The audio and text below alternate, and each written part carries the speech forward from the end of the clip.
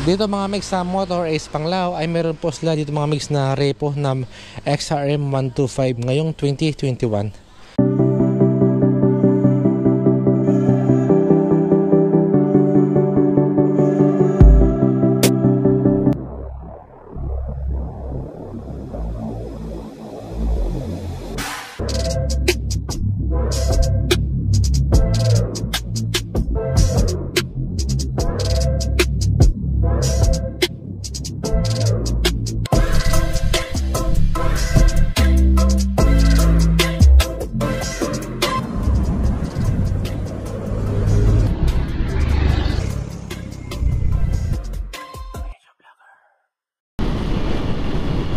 Grabe si ate oh.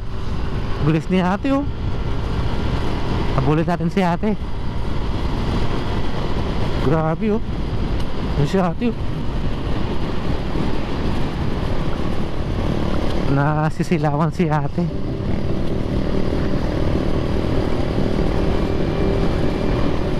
Walang OBR si ate. Blandi si ate. Grabe pa yung pagkupo ni ate oh. Astig. Ano bang motor to? Raider. Naka-Raider si ate oh. Wala anak ka eh. Hi.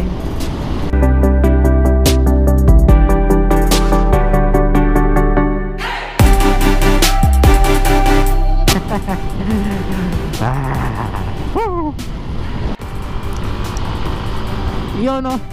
So what's up mga Megs? Megribs here, your medyo vlogger.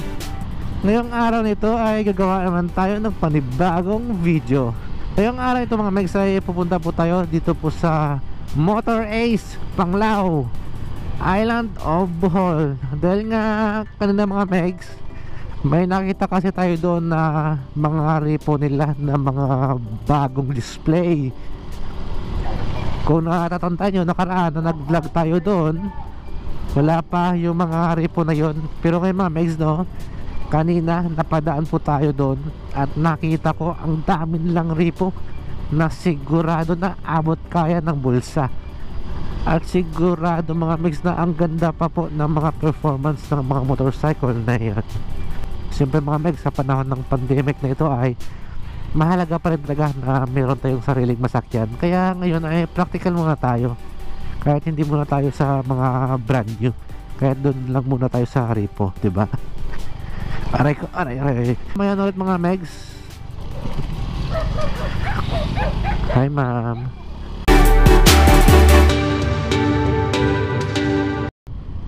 Motor Race Panglao. Kita mga Megs, ang daming repo. May aso pa sa loob. Shout out Motor Ace Panglao. Pero bago nyan, paalam na tayo kung pwede mag-vlog. Kung pwede paalam na tayo kung na mag-vlog tayo ulit. Hindi yung pwede mag-vlog, nakapag-vlog na nga tayo dito ang daming beses na. Kaya paalam tayo na pwede, kung pwede tayo ulit mag-vlog. Ganun dapat yung paalam natin. Hindi yung pwede mag-vlog. Mga Megs, makikita nyo lang po yung Motor Ace Panglao na ito. Dito lang po, along the highway lang siya. Yan. Ang laki ng branch na ito. So mga Megs, ito po yung mga available nila na repo. Yan. Pero para muna tayo sa loob. May bantay sila dito. Buntis. Hey papi. Hello. Ito pala mga Megs, may migo dyan oh. Nakita ko yung repo mo kanina. Pwede ba ako mag-vlog? Ayas. Sa Tagbilaran kasi yan eh. Baka maraming ring bibili niyan or pupungan. So kapag sa Tagbilaran galing yan, dito lang din-display. So kapag nabinta yan, sa Tagbilaran yung Sa Dao. Ay, huwag na natin vlog. So yun mga Megs, nakapagpaalam tayo. Kaya amigo dyan na mag-vlog tayo dito sa kanilang branch ulit. Kaya tara mga Megs, isi-share ko pa sa inyo ang repo na available nila dito. Tara.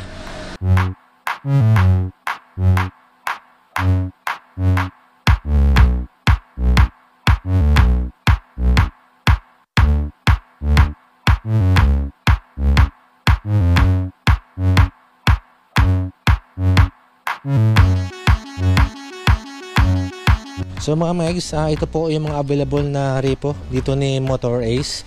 Dito po siyempre sa Panglao Island o Bohol. Kung nakikita nyo mga megs, no, ang dami nilang mga repo dito mga megs.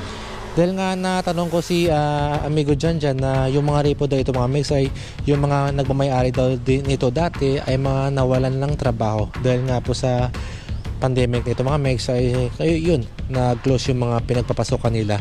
Kaya ito, wala rin po magawa si Motor Ace dahil wala po din po sila na pangbayad na monthly. Kaya po nahatak po yung mga motorcycle nila.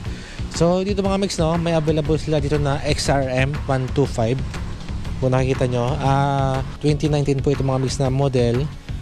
Ito mga megs, yung down payment po ito mga megs ay nasa 1,200. At yung for more info mga megs, no, ilalagay ko lang po dyan mga megs yung link ni Motor Ace Panglao. For more info po, may mga katanungan po kayo, ay pwede po kayo na mag-message sa kanila or pwede rin po kayo na pumunta dito. So along the highway lang po siya. So makita nyo po mga megs ang laki ng branch nito na Motor Ace. Makikita nyo po. So dito mga megs sa kanilang XRM 125, medyo natanggal lang yung, hindi talaga, medyo natanggal yung kanyang ano dito mga megs, no, para sa signal lights mo, kaya bilhan lang natin ng aftermarket. Tapos dito yung kanyang naked handlebar, may kalawang lang siya. Tapos wala na rin po siyang side mirror, so natanggal na rin po, isa lang yung natira. Pero dito sa kanyang tail light, yan. So, yan, kumpleto pa po yung kanyang tail light, wala pang basag yan. Tsaka yung sa kanyang muffler dito, yung kanyang head guard, wala na rin po. At dito no, may konting butas lang siya.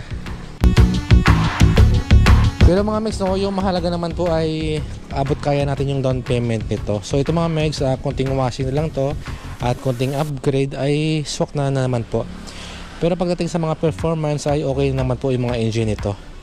Dito meron pa rin po sila dito na XRM 125. Ito mga megs, no, so 1,200 yung down payment at yung monthly natin for 3 years ay 3,300.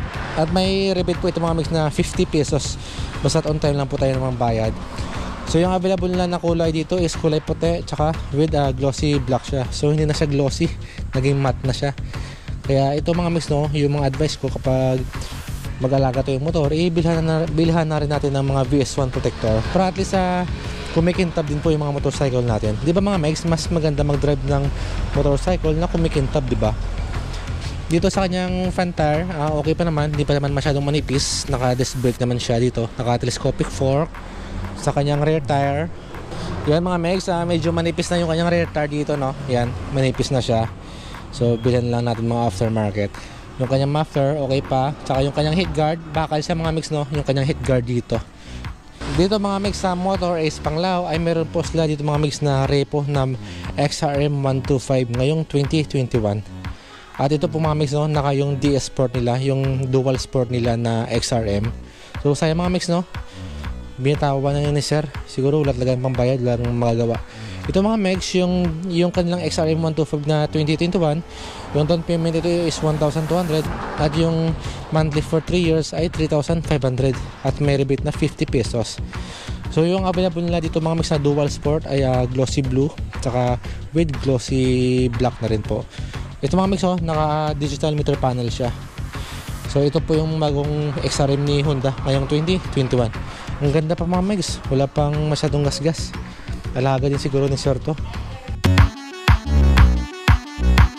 Kunting washing ng mga megs, no?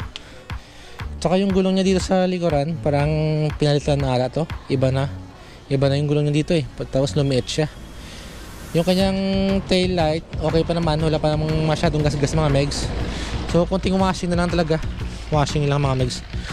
At ito mga megs, no, meron silang available dito na motard na XRM. So masabi mo ng motor dahil naka-disc brake dito, tsaka iba na rin po yung kanyang gulong dito. So may available sila dito na kulay itim, XRM motard. Siyempre naka-analog meter panel po yan.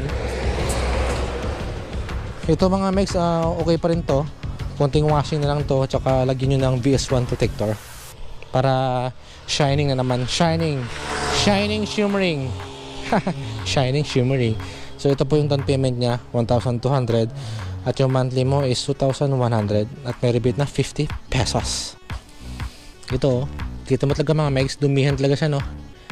So actually mga megs, no, mostly na mga repo dito mga megs is mga XRM Dahil nga mostly din kasi na ginagamit dito is mga XRM. Dahil nga yung iba kasi dito mga megs ay yung mga umuwi sila sa mga bundok, tapos yung mga kalsada nila hindi pa simentado or off-road pa. Kaya yung XRM mga megs ay maaasahan mo talaga pagdating sa mga ganyang daanan. Off-road kasi yung design ng XRM. So ito, may available sila dito na XRM motard. At dito mga megs, no, meron sila dito na Fury. Nakalimutan ko na kung ilang cc ito. Pero yung pagkakalam ko mga megs, yung Fury na ito ay ito na po yung huling nilabas ni Kawasaki, kaya hindi natin alam, no, kung bakit hindi na nag-upgrade si Kawasaki pagdating sa kanilang Fury. Kasi mga megs, yung pagkakalam ko dati na yung XRM tsaka yung Fury ni Kawasaki ay sila po palagi yung naglalaban pagdating sa mga underbone bike. Sila po yung magkalaban talaga. So ngayon, hindi ko lang kung bakit hindi na nag-upgrade si Kawasaki pagdating sa kanilang Fury. Nila dati na Fury is yung neon green tsaka kulay puti na kulay. So ito mga mix, no, yung 2019 na ito, dahil meron na siyang clutch. Dahil nga mga mix, no, dati na Fury ni Kawasaki wala pa pong clutch, ito meron na siyang clutch. At ito mga mix, meron silang XRM 125 din na kulay puti na may kulay itim. Available din po yan dito sa Motor Ace Panglao. Ito, ang ganda nito mga mix. Ano to? Ito repaint lang siya mga mix, no, repaint lang. Wala pa namang basag mga mix sa kanyang tail light. Halata talaga mga mix na sa bundok to nakatira. Kita mo yung putik, grabe oh. Tapos yung kanilang analog meter panel, wala pa namang basag. Kompleto pa naman yung kanyang side mirror. Ito lang mga mix, no, yung kanyang naked handlebar. Mga kalawang lang. Kaya repaint lang yan. At mga mix, no, ito. Meron sila dito na Yamaha. Meron sila dito na Yamaha Mio Sporty. Mio Sporty S saka Mio Sporty na standard. Available po yan dito sa Motor Ace Panglao. So may available sila dito na matte green.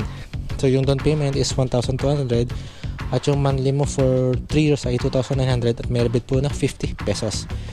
So yung kanyang signal lights okay pa naman, wala pang basag. At sa kanyang front light okay pa. At kompleto po yung kanyang side mirror mga megs. Sa analog meter panel, yan, wala rin pong basag. Sa upuan, wala pang butas. Sa tail light, wala rin basag. So halata mga meg na bago pa ito dahil wala pang plaka. Wala pa siyang yung temporary na plate number. Tsaka yung kanyang head guard, plastic siya dito, fiber. Ganda mga megs. Kunting washing lang ito mga megs at bago na naman ulit. Matte Bold Edition. Bold. Bastos yun Ito mga mix, no, Mio Sporty Standard, available din po dito. Simple lang po yung decals niya. Yung kanyang signal lights, wala rin pong basag, wala pang basag. Dito mga mix, no, sa kanyang front light, may basag lang siya dito. Kaya palitan lang natin. Tapos yung kanyang mga brake lever, ito, tabingin na. At ito, iba na rin po yung style. Palitan lang natin ito mga mix. Medyo delikado na yan Tsaka wala na siyang side mirror. Tsaka naka-standard kasi siyempre yung kanyang side pocket may free na po siya na basahan. Yung kanyang muffler mga mix, no, kailangan lang natin na i-repaint. Yun. Tsaka sa taillight niya, yan, okay pa naman, wala pa namang basag mga mix. Kaya kung naghanap kayo ng mga motorcycle na pang-repo, ay punta lang po kayo mga mix dito sa Motor Ace Panglao. Yan. Ang ganda ng mga repo mga mix. Yan po yung mga available nila dito. Check nyo lang po ito. Yan, Motor Ace Island o Bohol mga megs.